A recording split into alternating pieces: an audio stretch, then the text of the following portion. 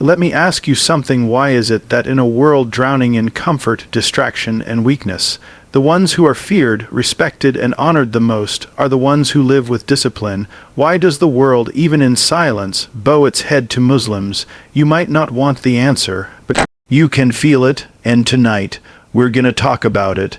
Why is it that the world, no matter how hard it tries to ignore it, keeps finding ways to honor Muslims? Think about that for a second. You can spin the narrative, you can flood the world with noise, with stereotypes, with distractions, but when you strip everything away, when you zoom out far enough to see humanity on its rawest level, there's this undeniable pull, this respect, this almost reluctant acknowledgement of strength, of discipline, of devotion. And that's not me sugarcoating anything, that's me saying the truth people don't like to say out loud. Because the moment you mention that, suddenly it feels like you're poking at a system that's designed to keep people numb, to keep them comfortable, to keep them too soft to ever actually wrestle with what honor really looks like. Honor isn't given to the one with the most followers or the loudest platform. Honor isn't built on who looks like they're winning in the moment. Honor is written into the way you carry yourself when nobody's watching. It's written into the way you hold the line when your back is against the wall.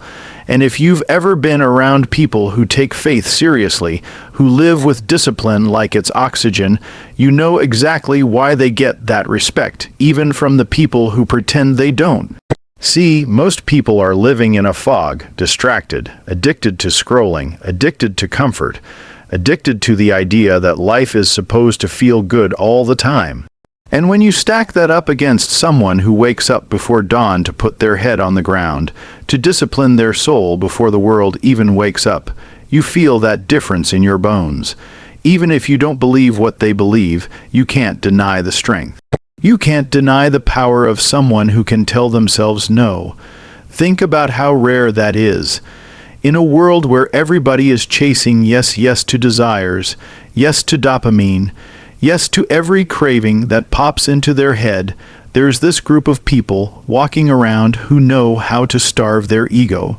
Who know how to say, I'm not gonna eat, I'm not gonna drink, I'm not gonna give in because I'm mastering myself before I even think about mastering the world. That's not weakness. That's strength in its purest form. And strength always earns respect, whether people admit it or not. But let's be real, most people don't want to talk about that because it forces a mirror in front of their face. It forces them to ask, what do I actually stand for? What do I actually sacrifice for? What do I actually have discipline in? And the uncomfortable truth for most is nothing, nothing beyond the bare minimum, and that eats at them. That's why the world honors Muslims not because it's trendy, not because it's marketed, but because when you see someone living with conviction, when you see someone holding a standard that high, something inside of you recognizes it. You can't run from that. And here's where it gets interesting. This isn't even about religion versus religion, or belief versus disbelief. It's about the raw human condition.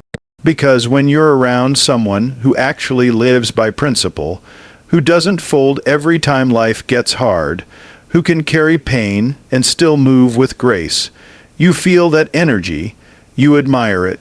You might hate them for it, you might mock them, you might try to tear them down, but deep inside, you want that for yourself.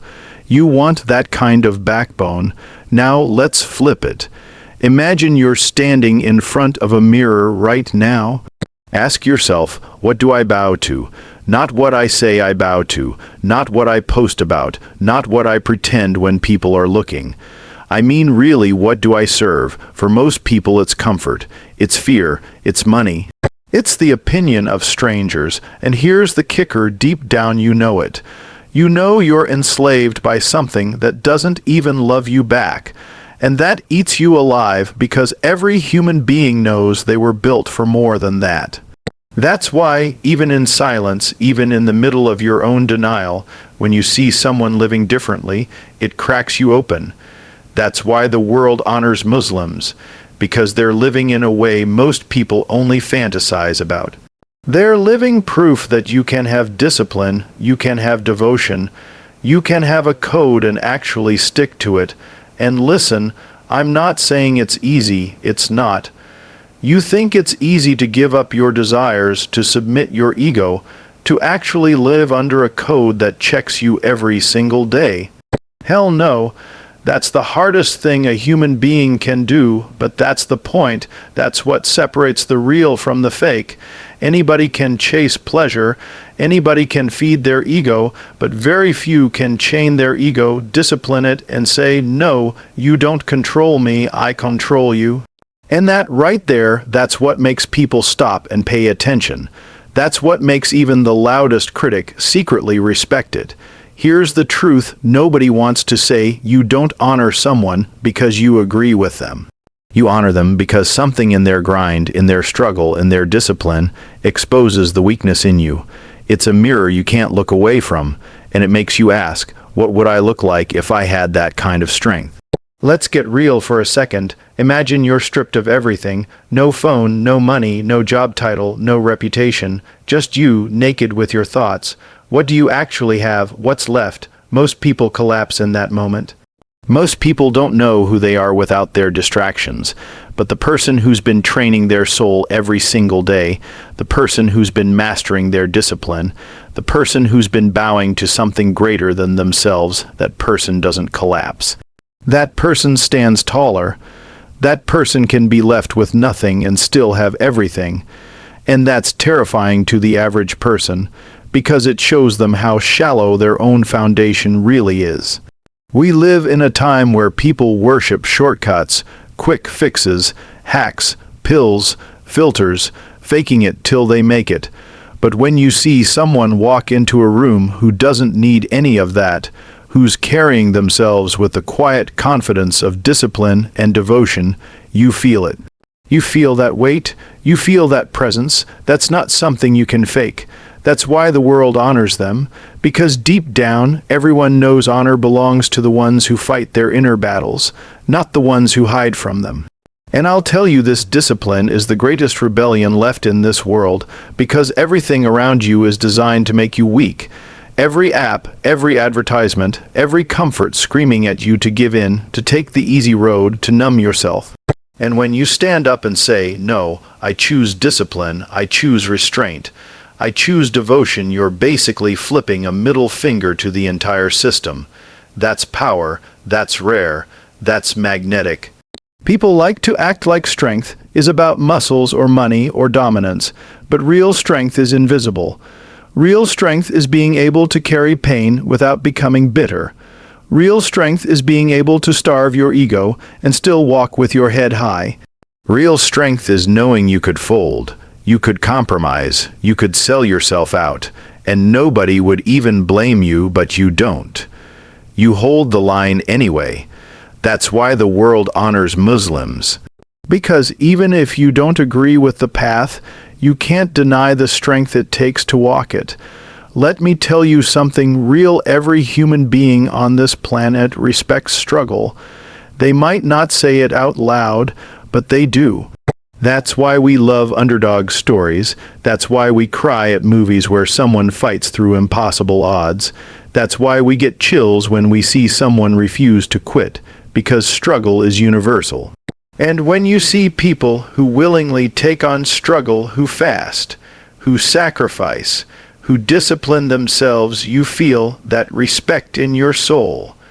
Now ask yourself, where's your honor? Where's your discipline?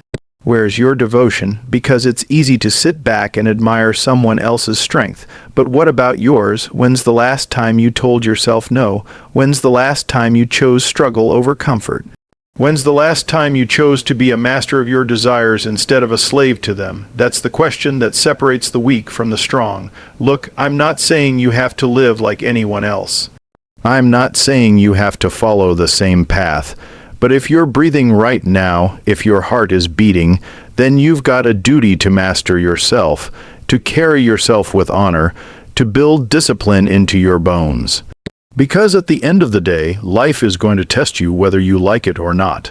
Pain is coming, struggle is coming, and when it hits, you're either going to collapse because you've built nothing inside, or you're going to rise because you trained for it. So maybe that's the lesson. Maybe the reason the world honors Muslims is because they're living proof of what happens when you train your soul the way athletes train their bodies. They're living proof that discipline is possible. That devotion is possible, that self-mastery is possible, and when the rest of the world is drowning in comfort and distraction, that proof shines even brighter, and here's the punchline, you can have that too. You don't have to wait, you don't have to watch from the sidelines, you can step into discipline today, you can step into honor today, you can put your ego in check today, all it takes is one decision. One moment where you say, I'm not living soft anymore, I'm not living blind anymore, I'm not bowing to comfort anymore. So let this be your wake-up call. Strip away the noise, stop looking at what everyone else is doing. Ask yourself, who am I when the lights go out? Who am I when nobody's watching? Who am I when pain shows up at my doorstep? And if you don't like the answer, then do something about it. Build discipline. Build honor. Build devotion. Build something so real inside of you that when the world looks at you, they have no choice but to respect it. Because at the end of the day, that's all we really want, right? To live in a way that demands respect. To live in a way that when our name is mentioned, it carries weight. That's not given, that's earned. And it's earned in the shadows, in the moments nobody sees, in the battles you fight with yourself every single day. So here's my challenge to you. Stop running, stop hiding, stop distracting yourself. Choose discipline, choose struggle, choose honor. Not because the world will clap for you, not because you'll get likes for it, but because deep down, you know that's who you were built to be. And maybe then, when the world looks at you, they'll honor you too. Not because of what you said, not because of what you owned, but because of who you became. Now the question is, are you going to stay comfortable, or are you going to step into the fire? Your choice. Because here's the thing, comfort is a lie. It whispers sweet nothings into your ear while it robs you blind. It makes you weaker by the day, softer by the hour, more numb by the minute. And you think you're living, but really you're just existing, waiting for life to hit you with something real, and when it does, you're gonna crumble because you've never trained for it. That's the trap most people fall into. They don't even know they're slaves to their own comfort until it's too late. But discipline is freedom, and I know that sounds backward at first. You think discipline is chains, rules, restriction. But really, discipline is the key, because when you can master yourself, nothing outside of you can own you. Think about that. No addiction can own you, no craving can own you, no fear of other people's judgment can own you. That's freedom. That's why disciplined people walk differently. They don't need validation. They don't need applause. They carry a freedom most people will never taste. And listen, I'm not romanticizing struggle. I'm not saying pain feels good, pain hurts, struggle sucks, discipline burns, but that's the point. That burn is where the growth is. That discomfort is where the strength is forged. If you avoid it your whole life, you stay weak, you stay fragile, you stay dependent on everything around you. But if you embrace it, if you train through it, if you let it sharpen you, you become unbreakable. That's why the world honors Muslims, because they embrace discipline and struggle in a way most people are terrified of. They live it daily, and even if you don't share the same belief, you can't look away from that kind of devotion. You can't mock someone who's willing to walk through fire you'd never dare to touch. Deep down, you respect it, because it exposes your own excuses. And let's be honest, here excuses are killing you. Every time you say, I'll start tomorrow, or I'll do it when I feel ready, you're building a habit of weakness. You're training yourself to delay your own potential.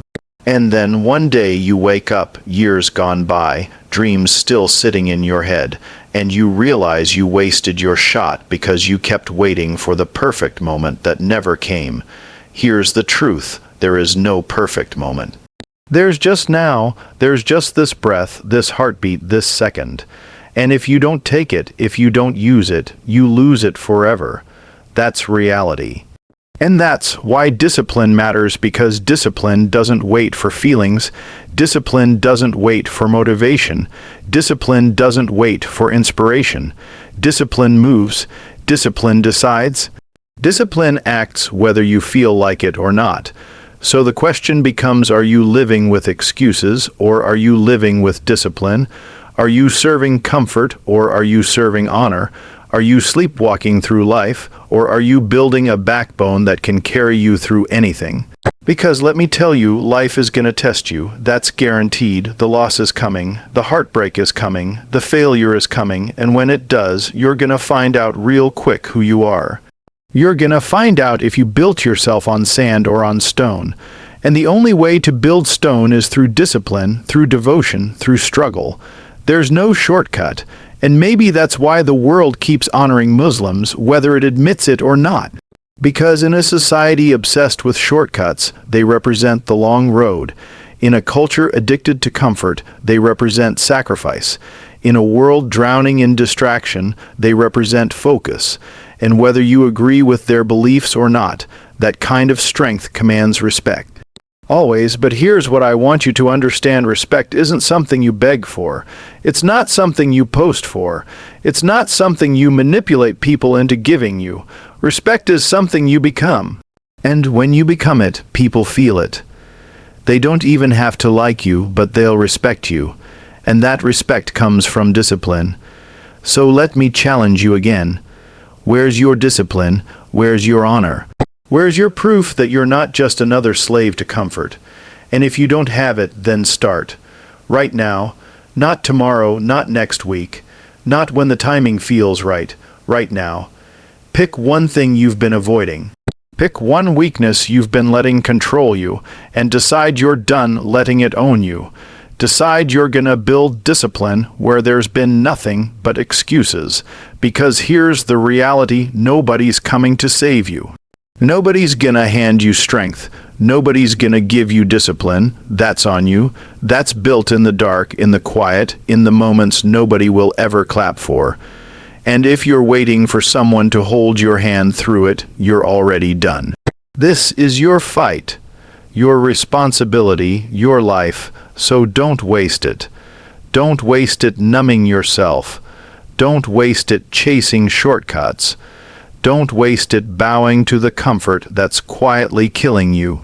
Choose discipline, choose struggle, choose honor, because at the end of the day, that's what people will remember. Not what you owned, not what you posted, not what you faked. They'll remember if you stood for something real. And if you do that, if you build that into your bones, then one day, when your name gets mentioned, people will honor you too. Not because you demanded it, but because you lived in a way that made it impossible not to. So here's my final question for you. Are you ready to stop living soft and start living with honor? Because the world doesn't need more followers. The world doesn't need more people chasing comfort. The world needs warriors. The world needs people who can carry discipline like a weapon and live with devotion like a shield. The world needs people who will stand tall when everyone else collapses, and that could be you. But only if you decide, so decide, right here, right now, step into the fire. And let me tell you something that might sting if you don't decide now. You probably never will. That's the truth. People love to lie to themselves. Oh, I'll start when things calm down. I'll change when I'm ready. I'll get serious when life gives me a clear sign. That sign isn't coming. Life doesn't send you permission slips. Life just keeps moving, whether you move with it or not. And the longer you wait, the heavier the chains get, the deeper the rut becomes, until one day you wake up old, bitter, and realizing you never lived at all.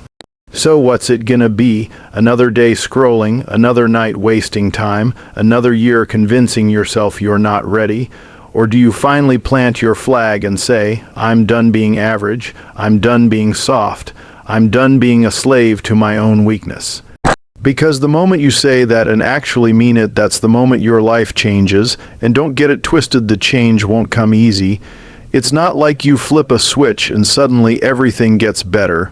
No, the change comes in the grind. It comes in the mornings you don't want to get up, but you do anyway. It comes in the temptations you want to give in to, but you refuse.